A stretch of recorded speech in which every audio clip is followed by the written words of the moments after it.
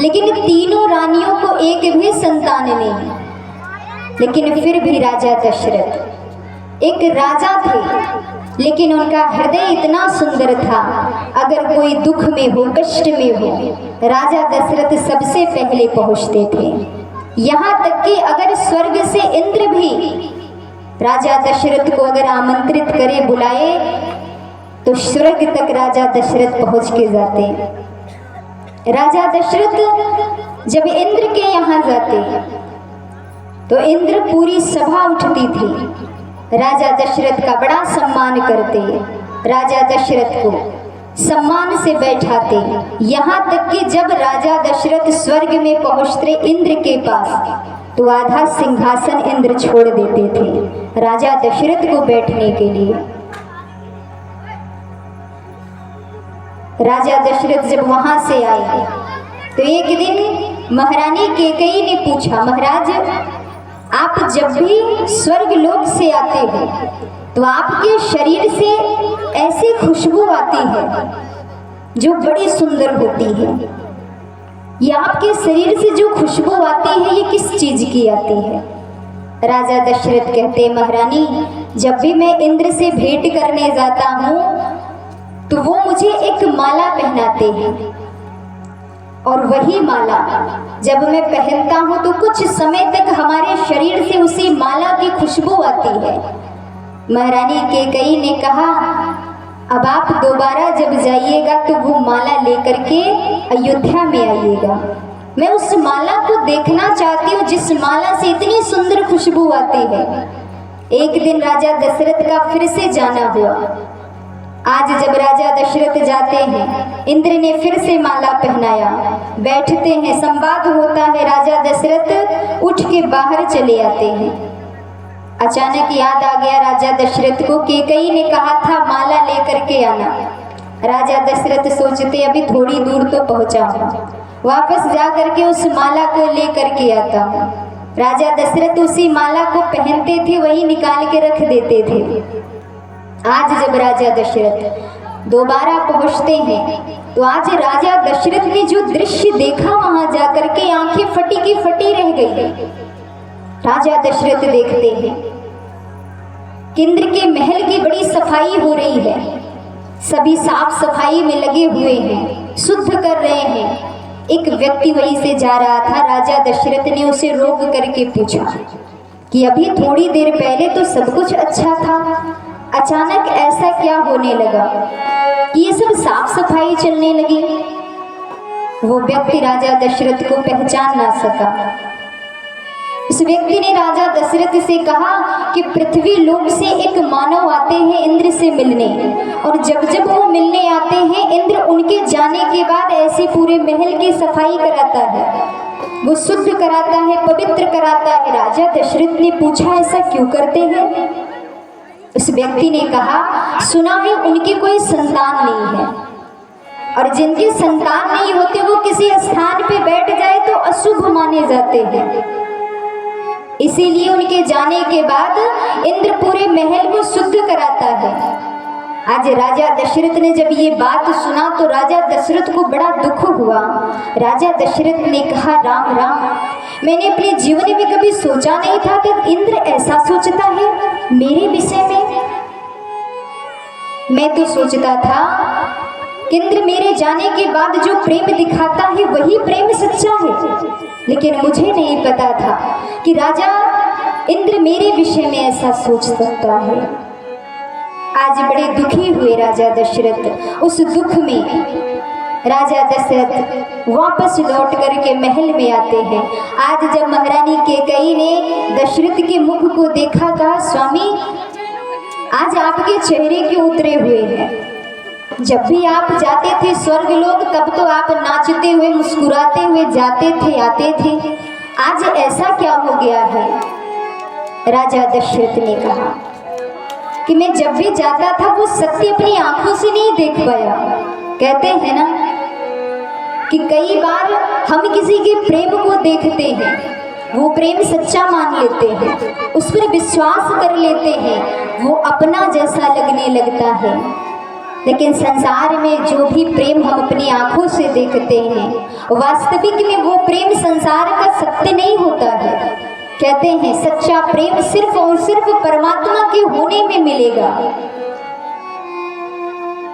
राजा दशरथ आज बड़े व्याकुल चिंतित होते हैं और आज व्याकुल होकर चिंतित होकर के कुछ ना समझ में आया, वहां से उठते हैं राजा दशरथ और अपने गुरु वशिष्ठ के पास पहुंचते हैं।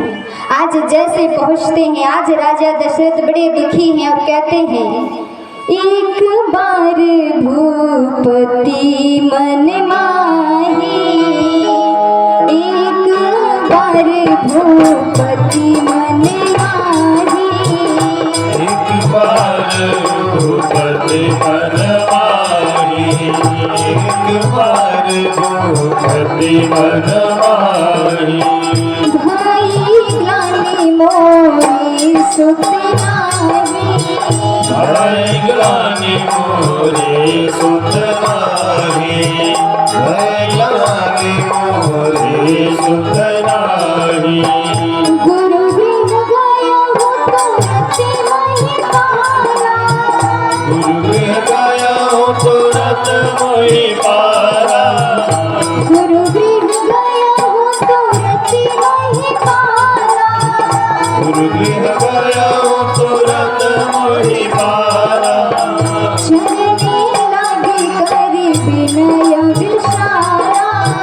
चरण लागे कर विनय विशाला, चरण लागी कर विनय विशाला। श्री राम जय राम जय जय राम, श्री राम जय राम जय जय राम, श्री राम जय राम जय जय राम। धरहु धीर हुई हुई सतचारी, धरहु धीर होई है सुतचारी, धरहु धीर होई है सुतचारी। त्रिभुवन विदित भगति भय भारी, त्रिभुवन विदित भय भारी, त्रिभुवन विदित भय भारी। आज जैसे राजा दशरथ गुरु वशिष्ठ के पास पहुंचते हैं, वैसे ही दंडवत प्रणाम करते हैं और अपने मन की व्यथा बताते हैं। गुरुदेव, मेरे जीवन में सब कुछ मिला, मैंने आज तक सबका भला किया, कभी किसी का अपमान नहीं किया, लेकिन विधाता ने मेरे जीवन में एक भी संतान नहीं दिया। जैसे ही राजा दशरथ ये बात कहते, गुरु वशिष्ठ सुन रहे हैं। विचार करिए, जो राजा होकर के शूरवीर योद्धा होकर के वो आज अपने गुरुदेव के पास रो रहे हैं, तो संतान के लिए रो रहे हैं? नहीं, आज राजा दशरथ रो रहे हैं तो इसलिए रो रहे हैं, अपनी मन की व्यथा गुरुदेव से कह रहे हैं, हे गुरुदेव, मेरे जाने के बाद इस संसार से, इन प्रजाओं की रक्षा करने वाला मेरे पास कोई नहीं है, इस वंश को बढ़ाने वाला कोई नहीं है। संसार में संतान की चिंता माता पिता करते हैं तो सिर्फ अपने लिए कि हमारा अंतिम संस्कार करेगा कौन, हमारे वंश को कुल को बढ़ाएगा कौन। और इस संसार में हम संतान के लिए अगर चिंता भी रखते हैं तो जिनके जीवन में संतान नहीं है, अगर कोई कह दे तो संतान को पाने के लिए हम खूब तपस्या करते हैं, जितने मंदिर होंगे उतने मंदिरों में जाएंगे संतान को पाने के लिए। जितनी तपस्या इस संसार का मानव संतान को पाने के लिए करता है, अगर इतनी तपस्या भगवान को पाने के लिए करे तो उसके जीवन का कल्याण हो जाए। आज राजा दशरथ भी अपने लिए चिंता नहीं कर रहे हैं, इन प्रजाओं के लिए चिंता कर रहे हैं। आज जैसे ही गुरु वशिष्ठ ने सुना, गुरु वशिष्ठ कहते हैं मुस्कुराकर, राजन बस इतनी सी बात है, तुम रो रहे हो, आंसू बहा रहे हो तो संतान के लिए। अरे तुम्हें पता नहीं है कि तुम्हारे जीवन में एक नहीं, दो नहीं, तीन नहीं, अपितु चार संतान का योग्य लिखा है। जैसे ही राजा दशरथ ने सुना, राजा दशरथ कहते, गुरुदेव सत्य कह रहे हो, क्या ऐसा हो सकता है? क्या मेरे भी जीवन में 4 संतान आ सकते हैं? गुरु वशिष्ठ ने कहा, क्यों नहीं आ सकते हैं, लेकिन हाँ, इसके लिए तुम्हें एक कामेष्टि यज्ञ करना पड़ेगा। राजा दशरथ जैसे सुनते कहते हैं, गुरुदेव एक यज्ञ क्या, जो आप कहो वो हम करने के लिए तैयार हैं। उसी समय राजा दशरथ तैयार हो जाते हैं, यज्ञ करने के लिए विलंब नहीं करेंगे, यज्ञ आरंभ कर देते हैं। गुरुदेव ने कहा, जब ये यज्ञ पूरा होगा, उसी यज्ञ के पूरा होने से तुम्हें संतान की प्राप्ति होगी। आज गुरुदेव ने श्रृंगी ऋषि वशिष्ठ बुलावा, पुत्र कामेष्टि यज्ञ करावा, यज्ञ होना आरंभ हो गया। और जैसे जैसे यज्ञ होना आरंभ होता है, यज्ञ जैसे पूरा होता है, अग्निदेव प्रसन्न हुए। और जैसे अग्निदेव प्रसन्न होते हैं, वैसे एक चरु देते हैं, प्रसाद देते हैं। वही गुरुदेव ले जाकर राजा दशरथ को देते। राजा दशरथ से कहते हैं, अपनी तीनों रानियों को यज्ञ भगवान का ये जो प्रसाद है, तुम्हारी यज्ञ पूरा होने पर यज्ञ भगवान प्रसन्न हुए हैं, तुम्हारी तपस्या से प्रसन्न है, ये तीनों रानियों को खिला देना, वो कुछ समय बाद गर्भवती हो जाएंगी। आज राजा दशरथ ने तीनों रानियों को बुलाकर बड़े प्रेम से उस प्रसाद को देते, तीनों रानियों ने ग्रहण किया। लेकिन राजा दशरथ को अब उस समय का इंतजार होने लगा, कब मेरे घर में संतान आएंगे, कब मेरे घर में संतान आएंगे। धीरे धीरे करके तीनों रानियां गर्भवती हो जाती। राजा दशरथ और प्रसन्न हो गए, अब बस कुछ महीने बचे हैं, मेरे घर में भी किलकारियां गूंजेंगी। आज राजा दशरथ इतने आनंदित होते हैं, पुत्र को पाने की चाह रख करके।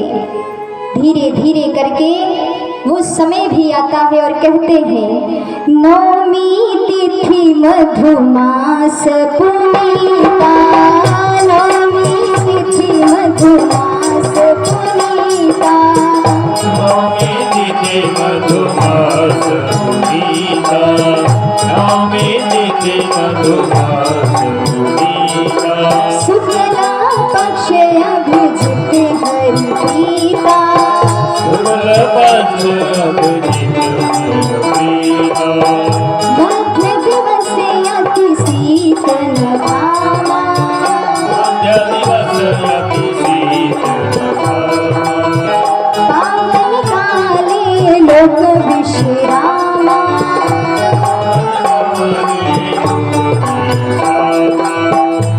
नौमी तिथि का दिन आया, शुक्ल पक्ष था, दिन के 12 बजे, जब सारी दुनिया उस समय विश्राम कर रही होती है, तो ठीक दिन के 12 बजे भगवान का जन्म होता है। और जैसे ही भगवान का जन्म हुआ, वैसे ही आज राजा दशरथ इतने प्रसन्न होते हैं। लेकिन भगवान ने भी जब जन्म लिया है, तो कहते संतान जब जन्म लेता है तो छोटे से बालक के रूप में। अब भगवान का तो कोई जन्म नहीं होता, भगवान को नहीं पता।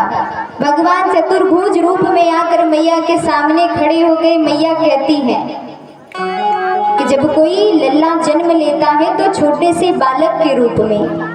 भगवान कहते हमको तो पता ही नहीं है, लेकिन भक्त के भाव को देख करके प्रभु छोटे से हो गए। मैया कहती है जब कोई संतान जन्म लेता है तो वो रोता है, और जब वो रोता है तो सबको पता चल जाता है कि पुत्र ने जन्म लिया है।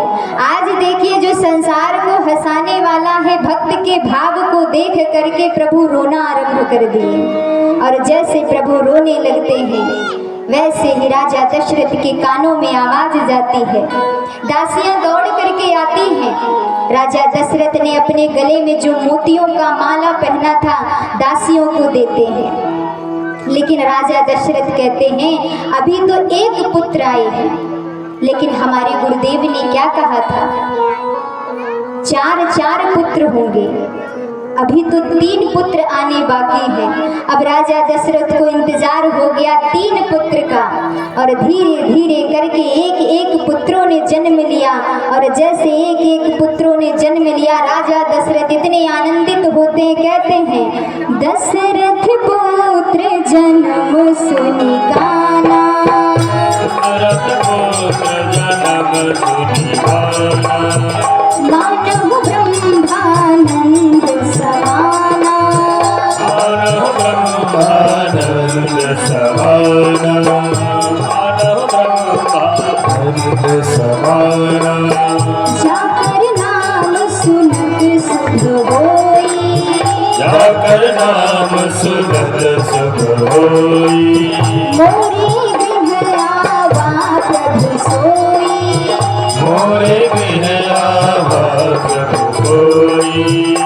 आज राजा दशरथ के कानों में जब पुत्र के आने की किलकारी गूंजने लगी, तो सभी बड़े भाव से आज प्रसन्न होते हैं और कहते हैं बोलिए राम लला की।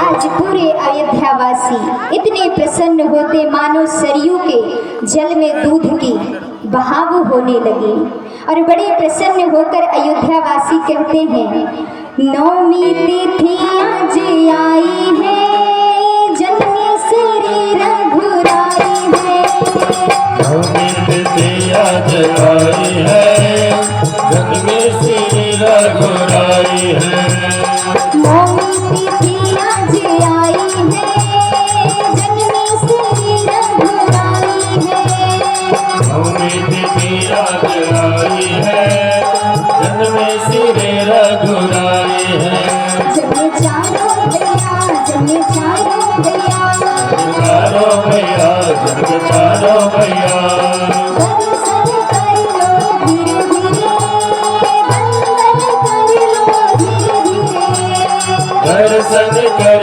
लो धीरे धीरे, वंदन कर लो धीरे धीरे।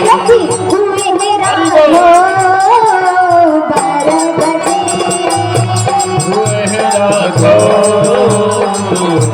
12 बजे।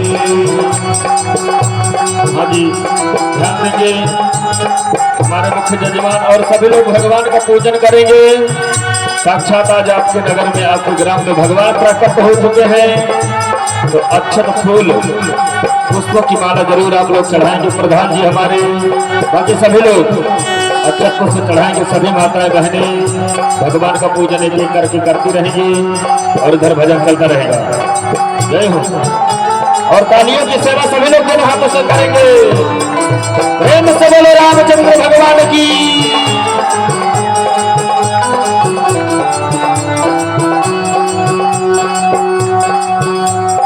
खुशी अयोध्या में छाई है, घर घर गजब बधाई है, खुशी अयोध्या में छाई है, घर घर बजट बधाई है। खुशी महासा में आई है, घर घर गजब बधाई है, खुशी महासा में आई है, घर घर बजट बधाई है। जय राम लला, जय राम लला, मेरा लला, मेरा लला, अर्चन कर लो धीरे धीरे, वंदन कर लो धीरे धीरे, अर्चन कर लो धीरे धीरे, वंदन कर लो धीरे धीरे। हुई मेरा धो 12 बजे, हुए हैं राघव 12 बजे, हुए हैं राघव 12 बजे।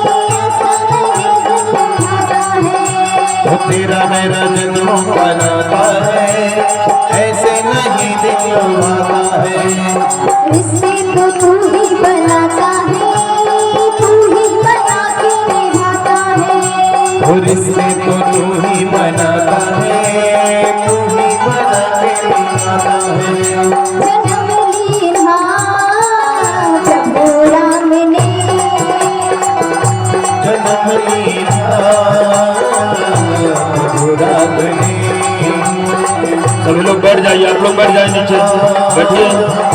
निवेदन सभी लोग बैठ के एक एक करके भगवान का पूजन करेंगे। बैठ जाओ आप लोग।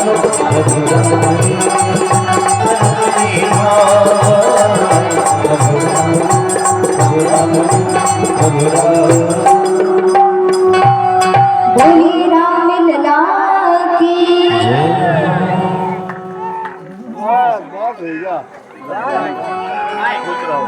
और आज देखिए, आज इस अयोध्या में एक नहीं चार चार पुत्रों का जन्म हुआ है। साक्षात भगवान राम का जन्म इस गांव में हुआ है। तो कहते हैं जब लल्ला जन्म लेता है तो मैया क्या करती हैं?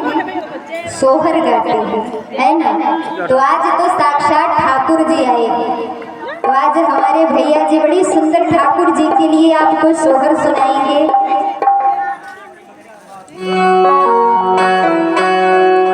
हर धन धन भागल ललनवा तू लिहल जनमवा। हर धन धन भाग जनमवा तू लिहल जनमवा। ललना उतरल हमरो गगनवा के छलवा।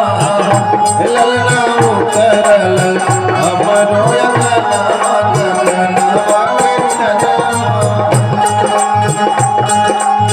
धन धन भाग ललनवा तू लिहल जनमवा। ये बताइए, आज ठाकुर जी के घर में ठाकुर जी का जन्म हुआ है और आप लोग बैठे हैं।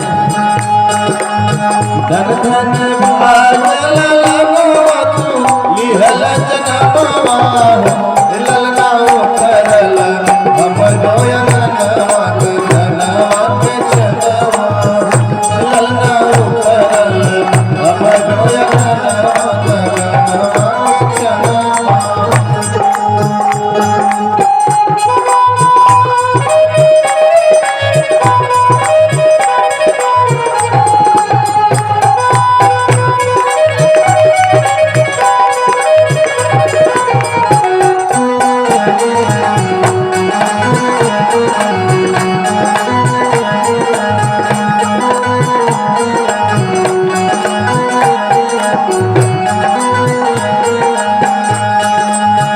माई अकेली सजावेली बाबू के खिलावेली को। माई अकेली सजावेली बाबू के खिलावेली। ये बबुआ तो करा के गोदिया में धई के सोहरवा सुनावेली। बबुआ तो करा के गोदिया में धई के सोहरवा सुनावेली। अच्छा ये बताइए, क्या बधाई फ्री भी चलती है क्या? और जहाँ गए आप प्रधान जी कहाँ गए? आज दोनों प्रधान लापता कि जान रहे बधाई देना पड़ेगा ना। कि जान लीजिए हम लल्ला को गहन रख के बनारस लेके चले जाएंगे, गिरवी रख लेंगे।